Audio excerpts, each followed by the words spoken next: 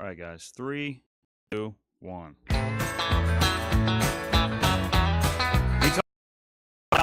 Aging, dying, what comes before here, what comes after?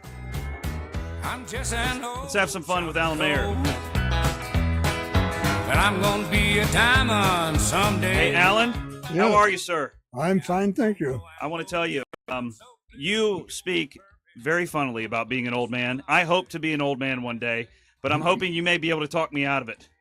I wish I could, because there's no future when you get to be an old man. Oh, my gosh, friends. This is really a funny book. Alan Mayer is our guest. The name of the book is I'm 93, Why Am I Still Alive? Immediately, I got to ask you this. Where did this wonderful sense of humor of yours come from? Is it out of necessity, or do you blame your parents? Seriously. My parents left me alone, so I mused a lot. I went with my dog, and we walked through the woods. Yeah? And I planned all these things at an early stage. Did you listen to a lot of radio, too? I did. Yeah, I imagine. I did. I had the benefit of not a terribly rural existence, but my family lived in a neighborhood that abutted, I don't know, tens of thousands of acres of land, and I was the same way. Me and a couple of dogs and my brothers roaming the woods. Right. Do you think that we're missing out on that, the latest of generations, by not being comfortable with their own thoughts and their musings, as you mentioned, and being reliant on the digital devices and the shows and what people think of them and how they're ranked and all this lunacy? Yeah, absolutely. There's no imagination left anymore. Yeah. Because everything you see is described in complete detail. That's right. You're looking at television. Yes. You're not like I used to listen to The Shadow on the radio. Right. And you had to visualize the flowing cloak and the blazing 45s.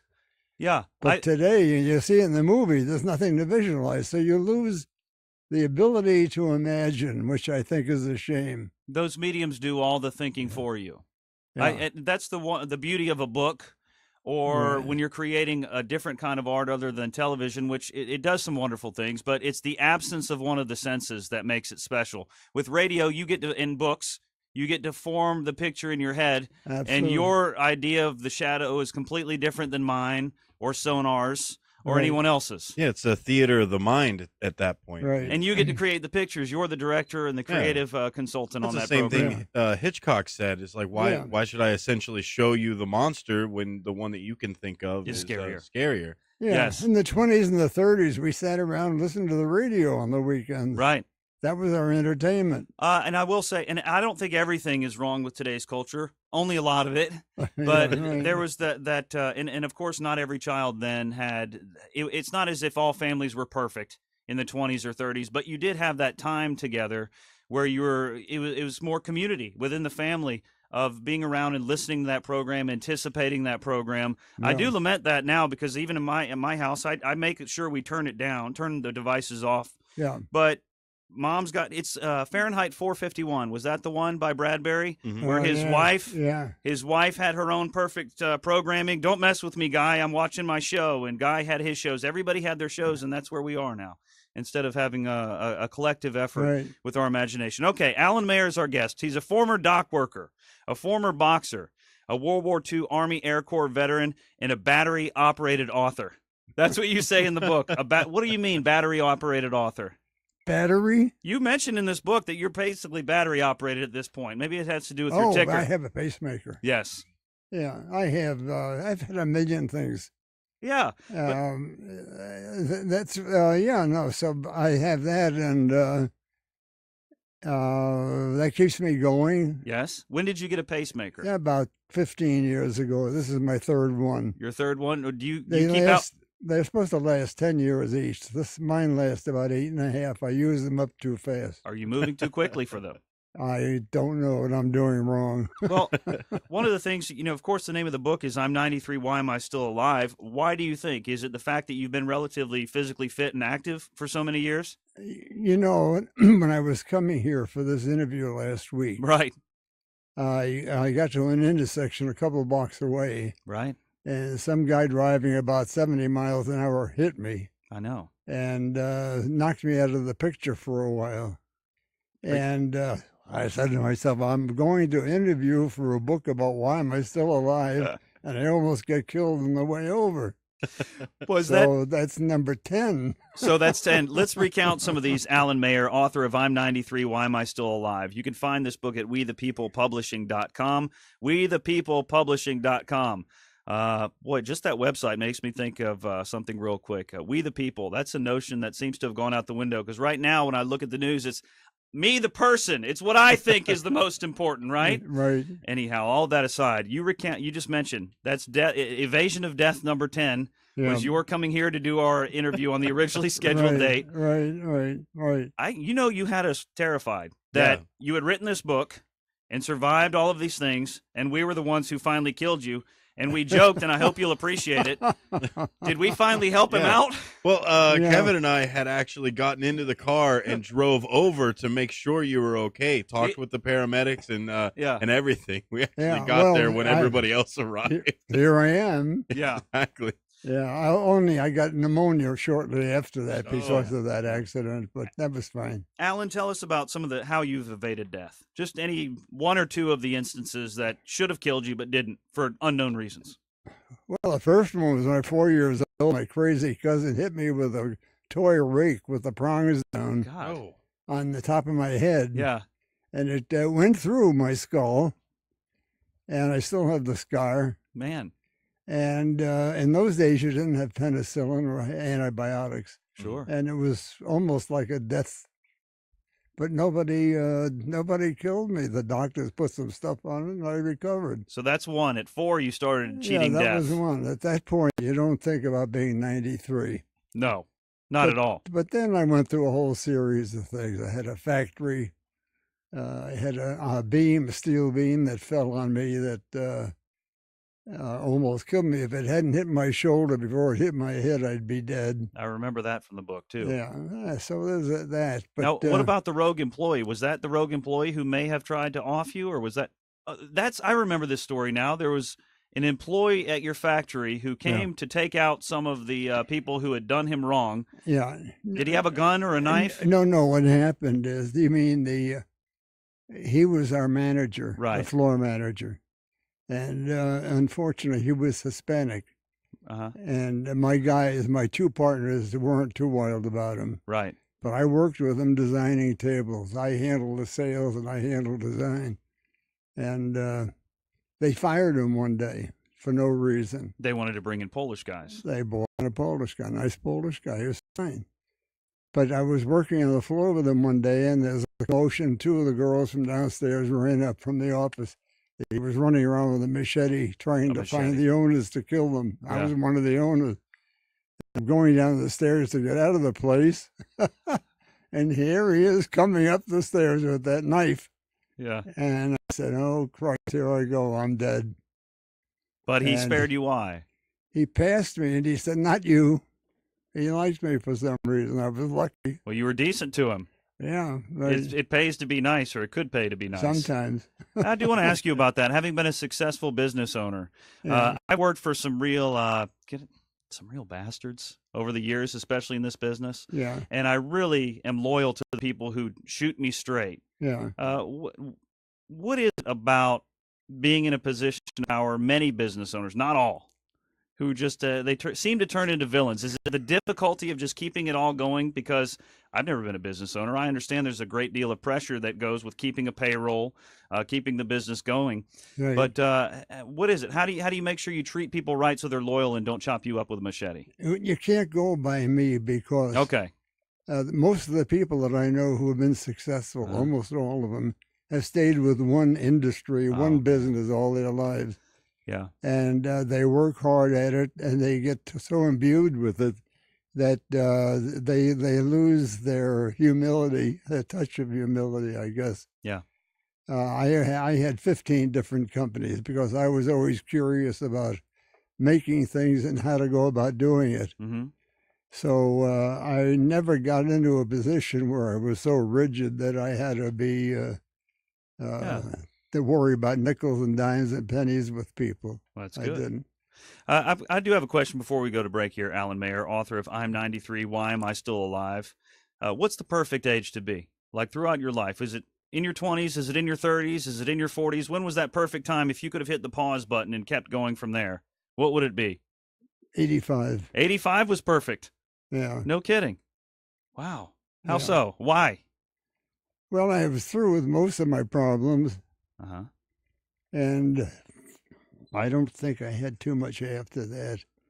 And so now that's my additional question. Why am I still alive? What am I doing? Right. What's my future? Where am I going? If you don't have something to look forward to, and you don't have that future in your sight, you lose your ability to want to stay alive. Yeah. It's that simple. Because you're not contributing, you're a drag. I use up all the Social Security that's available.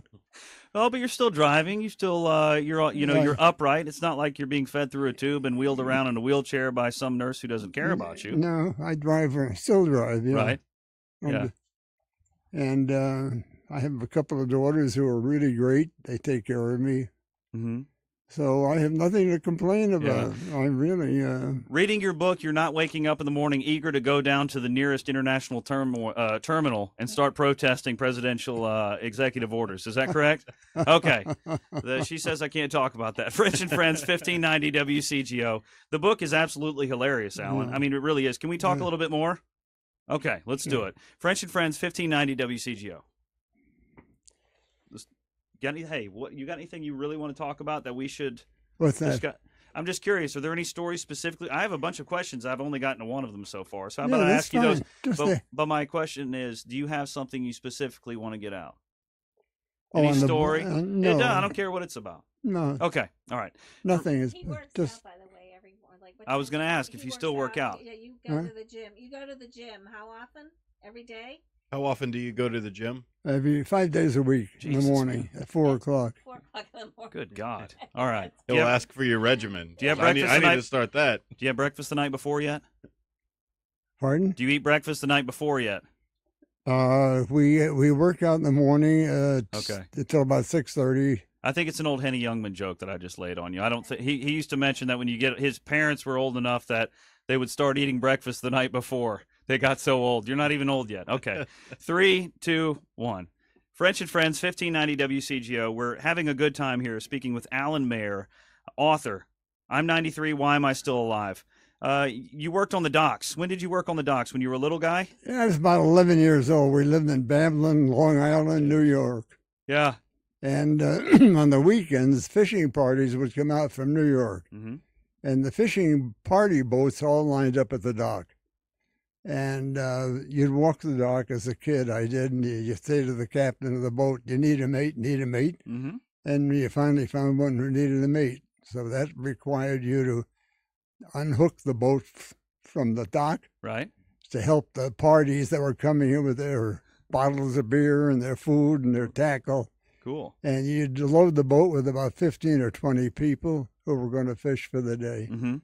So it was my job to bait the hooks, take the fish off the hooks, and get the anchor pulled up and dropped down and pulled up wherever we moved the boat to improve the fishing. And that was it. For that, we got paid $2 for the day. That probably wasn't too bad in the early, mid-30s. That was big money. That was really big money. You could live, a family of 4. God. Could live on $2 a week. Do you think that helped you a great life lesson earlier about how to manage money, accruing, maintaining wealth? No. Starting it? No, you blew it all, huh? No, the reason that I had money finally was when I got married. Yeah. My wife was very frugal. She was a strange woman. She didn't like to spend money. Yeah. And we saved money, so that helped a lot. No kidding. You were married for a long time, no? 66 years we were married. We met in high school. We knew each other 76 years. You hint in the book, I'm 93, why am I still alive? Yeah. Is that you, Dennis? Hey, go ahead. Answer that. Oh, okay. Hey, phone's ringing, dude. It's one of my favorite lines from a movie you may or may not have seen. Yeah. It's all good. Maybe it's somebody important. We can talk to him. No? Okay. I don't know. You hint in the book that you and your wife enjoyed a loving, lasting intimacy. Okay. Yeah. I mean, you speak frankly about this, and it was even a concern later in life when you considered I believe it was one of the cancer treatments, that it might have affected that romantic aspect of your marriage. What's the secret? 67 years. I mean, come on. I'm a guy. He's a guy. He's a guy. We want to know, when you're older, what's the secret to still being in love and at times seriously in lust with your wife later on? Well, first of all, your sexual desire diminishes. I know. I've noticed. I'm closer to 40 than 30. It's awful. Yeah, and well, it's actually kind of a blessing, truth be told. Yeah, and that's not just in men; it's in women as well. Yeah. In fact, when I'm trying to date older women now, the first thing I tell them is, I'm not interested in sex. All I want to do is have a little friendship, have a good dinner, a conversation, and that's it. Yeah. And they love that. That's what they want to hear. You're still dating, aren't you? Yeah, I go out. I go out with someone once in a while. Do you meet them at the gym? Because I know you have no, a pretty... No, they're all young and beautiful at the gym. I know a sweet girl named Cone who lives in downtown Evanston who lost her husband about 20 years ago. You might be perfect for each other. She's unbelievable. Yeah. Her name's Eileen. Sorry, Miss Eileen, if you're listening. I'm trying to hook you up, but you're amazing. Okay. Right. In healthcare, you've had so many health scares. Yeah. How many second opinions should we get when we go to the doctor? Somebody tells me I have testicular cancer. They want to snip. Yeah. And maybe there's another option. You do write in the book that, one of your doctors wanted something pretty extreme, but you kept fishing, and with the help of your wife, consult of your wife, you have some recommendations for people navigating the healthcare system. Yeah. Well, my two daughters are nurses, and my son-in-law is a doctor. Yeah. So I have a medical family giving me good advice along the way. One of the things that I refused to do for a long time was get a colonoscopy. Yeah. I used to get these things called skid. What do you call it? I don't know. Sigmund. Denny was in prison for a while. Do you know what this is called? No, I'm just kidding. He was never in prison at all. Yeah. I got you. But something other than a colonoscopy. Yeah. So sigmascope. Oh. And that is only half the process. It doesn't reach far enough for them to give you an opinion. And my daughters kept saying, you have to have a colonoscopy, and I kept refusing. Finally, they got so damn annoying that I did. And they found I had a cancer on my colon. Yeah. And they removed like 9 inches of the colon, and I was fortunate because it didn't break through. Yeah. If it had broken through the wall, I'd be dead. Yeah. There's no way they could have gotten rid of it once it got into your system. I need to ask you before we get deep into this. I mean, the question is, and there's question marks all over the cover of the book, I'm 93, why am I still alive? Where is that thing? Why? Or is that it? I don't want to get too esoteric yet, but why? Yeah. Why? Why? Well, why are you still alive, do you think? You mentioned earlier, I don't know. There's something must be looking after me. A creator? God? Well, partially. We were always we were always into the mystics, the optics, the seers in our family. We had seances. We had a crazy aunt who believed in fortune tellers. And connecting with the other side, those who have passed? Yeah. Did you used to have fun with her and bang on the desk when she would try to talk to old grandpa or something? No. This was different. Serious business. This was a table that moved. It did. Yeah.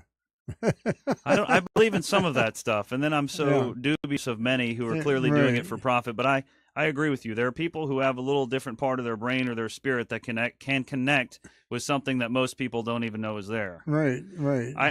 I truly look. I've said this before, and I expect to get a stonewall glance from you. Is I think the answer is indeed why. Seriously. I think the answer is the question, and the question is the answer, if that makes any sense. What we're doing here, past, present, and future, all in one time, at this moment, the only moment that matters.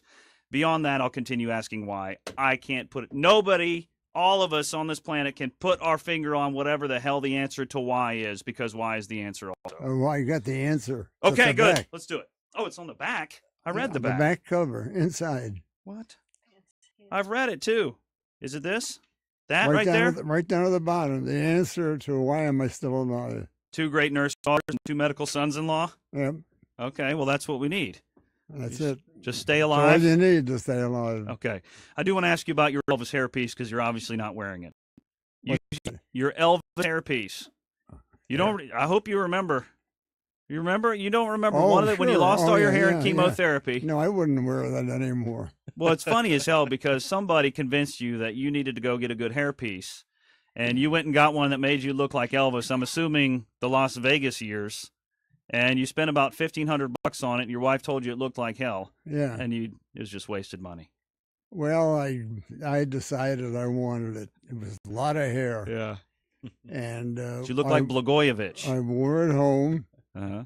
Walked into the house. My daughters took one look and got hysterical. Oh, there's nothing better than being laughed at mercilessly by a group of women that you love. Yes, by your own family. I took it off and never wore it again. Should put it on eBay. Okay, one more story for me. Tell me about the homeless voters in the wine when you were working here in Chicago. The homeless voters. You remember that one? Sure. Okay, tell us. Well, my brother-in-law and I were in the wholesale photographic business. Uh-huh. And it was right after World War II. And we had a place over in Skid Row on the second floor of a loft building, a small building. Across the street was the New Legion Hotel. I think it's still there. Uh-huh. And I would go in the morning. We had to sweep, as we called them then, the bums or the hobos. Sure. Off the porch so we get into the building. Sometimes they were dead. Sometimes they were just drunk. Right. And I looked out the window once during an election, and I see a whole line of guys, going all the way down the block. And suspiciously interested in the democratic process. Right, and they're coming out, and each one as he comes out gets about half a pint of wine. Uh-huh. And I went down one day, and I said to one of the guys, "Hey, tell me, why do you get that wine for going in to vote?" Uh-huh. And he said, "Well, we given them the blank. They give us a filled one, sure. and we give them back the blank. If we don't give them back the blank, we don't get the wine." Man. So they get a filled-in ballot. Wow. They go in and they use that, and they take the one that they didn't use and give it back. They get a bottle of wine. Yeah. Well, I tell you. So one day, one of them approached me. He wanted a handout. Right. And at that time, my income was $4 a week. Yeah. So it was Wednesday, I think, and I had $2 left. Yeah. And I said, I haven't got any much, I have nothing to give you. And I turned and walked away. And as I did, the bottle whizzed through the air and bounced off the side of my head. Yeah. And when I turned to go after the guy, he was gone. Yeah. But if he had hit me right square in the back, I probably wouldn't be here. Folks, I got to tell you, this book is hilarious. Alan, I really appreciate the laughs from this book because and Kevin, who couldn't join us today, he laughed too. Dennis, sorry that we took so long with that book. It's very funny, though. Alan Mayer, I'm 93. Why am I still alive? What's the name of that? What's that website, Dennis? The website is wethepeoplepublishing.com. All right. Alan, thank you so much. Oh, thank you. It's a pleasure indeed. French and Friends, more coming up after this. All right.